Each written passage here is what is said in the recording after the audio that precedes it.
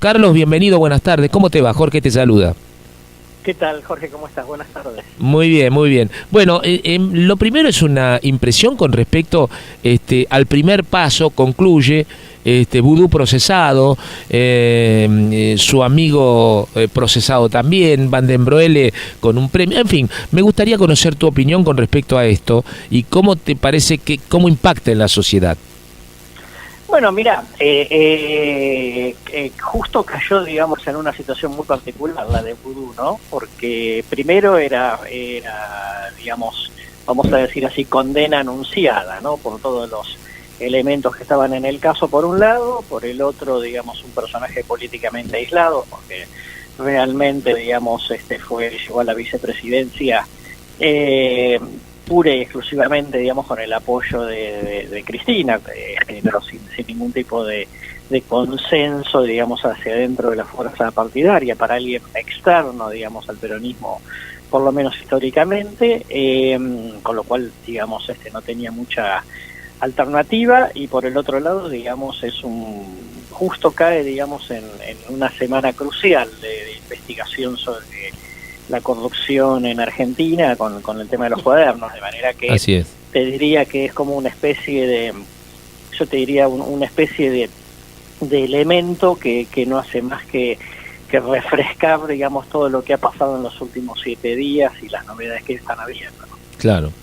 Bueno, viste que en el escándalo de los cuadernos, casi todos los empresarios de a poquito van quedando en libertad. El último es Héctor Zabaleta, que es un ex directivo de Techin, que ya declaró también como arrepentido y va a ser liberado, porque todos han enfocado, digamos, la entrega de dinero propio para la campaña de Cristina y demás, entregándosela a este exfuncionario como Barata. Digamos, ¿qué pensás de todo eso? ¿Será un cuento o no? Bueno, a ver, acá, digamos, existe, digamos, una cuestión que es, si yo te digo que necesito dinero para la campaña, vos haces un aporte, digamos, que puede ser una infracción por la manera en que lo hiciste, pero obviamente, digamos, entra de una cierta figura jurídica distinta, digamos, al cohecho, ¿no? Claro. Porque tiene otra pena, y etcétera, etcétera. Bueno, ahora el tema es, los jueces merituarán, digamos, que más allá de lo que te haya dicho, digamos, el que te pidió el dinero, si efectivamente, digamos, tiene sentido, digamos, establecerlo dentro de dinero para la campaña, si te lo pido un año antes, o si efectivamente, digamos, eso era simplemente, digamos, el cohecho común, ¿no? Claro, claro. Y sistemático. Después creo que algunos se están excusando en un detalle que es la extorsión. Entonces, yo di dinero porque si no cobraba, digamos, la retención del IVA o el reintegro a una exportación o un certificado de obra pública, etcétera. Con lo cual, digamos, supongo que ahí hay una cuestión en donde, mire, yo no es que lo hice porque quise, digamos, no es porque quise comprometerme con la corrupción, pero estaba en una situación complicada, ¿no? Claro, claro.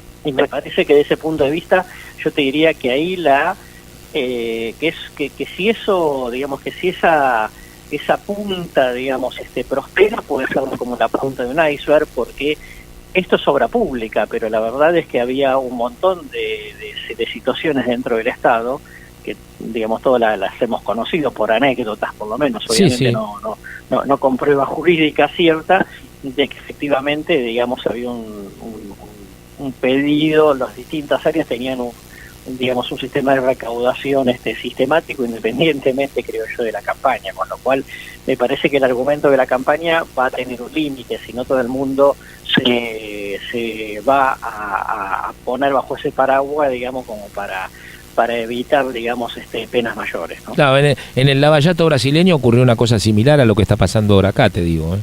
Así que sí, claro.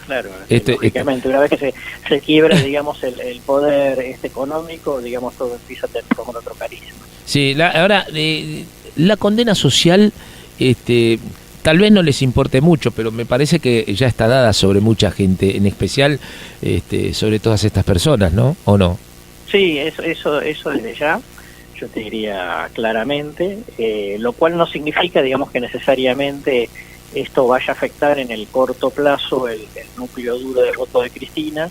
Habrá que ver qué pasa con Cristina, digamos, hay una gran pregunta atrás de todo esto, que es si Cristina dio las órdenes o no dio las órdenes, digamos, ¿no? Claro, ahora, esto yo te preguntaba, Carlitos, cómo impacta en la gente, porque cuando, hasta hace pocos días uno seguía preguntando, más allá de estas cosas que van ocurriendo, no baja mucho la consideración de la gente en cuanto a Cristina, Macri, a María Eugenia Vidal y toda esta historia, ¿eh?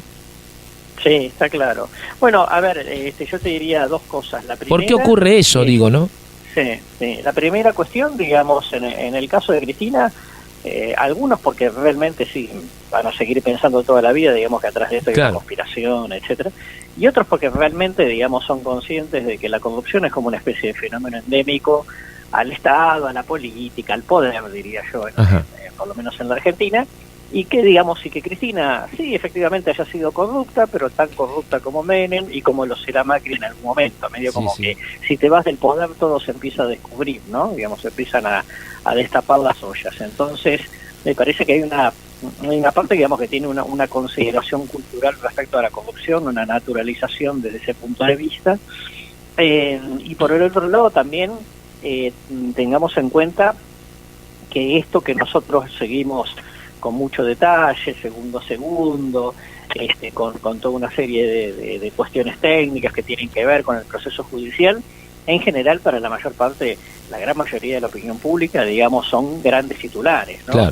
No se ponen, digamos, en disquisiciones, con lo cual yo no sé cómo afecta, digamos, después en la opinión pública, digamos, y también el primo de Macri estaba, digamos, en efectivamente, la ¿no? No, porque lo que ocurre también es que la gente, con todas estas cosas, que me imagino las debe recibir bien, pero sigue pensando en que la economía no está como tal vez debería estar para cada uno de los laburantes, ¿no? ¿O no? Sí, eso desde ya, por supuesto. Y digo que no puede ser tapado por esta situación nada más. No, eso estoy totalmente de acuerdo, porque a medida que vayan pasando los días, salvo que haya novedades espectaculares, bueno, primero empieza un acostumbramiento de la opinión pública con el tema, ¿no? Claro. Eso como en todas las situaciones. Segundo, digamos que después empieza un barullo técnico, porque obviamente, digamos, los abogados de los implicados, todos van a hacer recusaciones, digamos, van a pedir recursos, presentar recursos de amparo y ese tipo de cosas, y eso, digamos, obviamente va a demorar el proceso, lo va a embarullar, digamos, va a llegar un momento en que hay algunas cosas que no se van a terminar de entender del todo, y entonces esto en algún momento va a empezar a pasar a ser como una especie de ruido de fondo, ¿sabes? Claro. Sé que está el tema, que se destapó la olla, pero después no sé en el día a día, digamos, qué grandes novedades hay, y obviamente, digamos, lo más fuerte siempre va a terminar fluyendo en la situación socioeconómica, de eso no te quepan dudas, y además porque la situación socioeconómica está lejos, digamos, de salir del fondo del túnel, ¿no? Claro. Digamos, sabemos que nos espera un segundo semestre muy complicado, ¿no? Muy complicado. Si vos es que hace un momento, hablando con uno de los periodistas que me acompaña, Mario Miño, él hacía un recuento, dice, pregúntale después a Fara, porque no lo tengo en el estudio, lo hizo a través del teléfono, dice, ¿cuánta importancia tiene el periodismo? Pensando, qué sé yo, en el Watergate, en el Wikileaks, pensando en el Lavallato, esto que ha ocurrido ahora, que también tiene mucho que ver el periodismo, porque hay muchos periodistas muy importantes en la Argentina que han trabajado mucho de investigación, Lavallato argentino de los cuadernos, ¿cuánta importancia tiene el periodismo en estos hechos así de corrupción en el mundo, Carlos?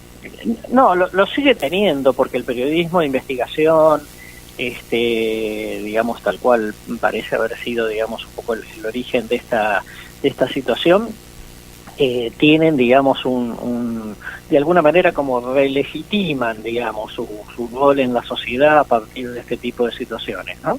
Aun cuando, por supuesto, digamos, está lamentablemente, digamos, metido en la misma bolsa, digamos, el buen periodismo con el mal periodismo, o la buena política con la mala política, ¿no? Claro. Entonces, desde ese punto de vista, pero, digamos, me parece que es interesante que haya sucedido, y me parece interesante, digamos, un poco decisión que el propio periodista tomó de judicializar el caso, digamos, No, y no totalmente. tener solamente una premisa periodística, ¿no? Totalmente, totalmente. Bien, Carlitos, creo que te hemos aprovechado muy bien.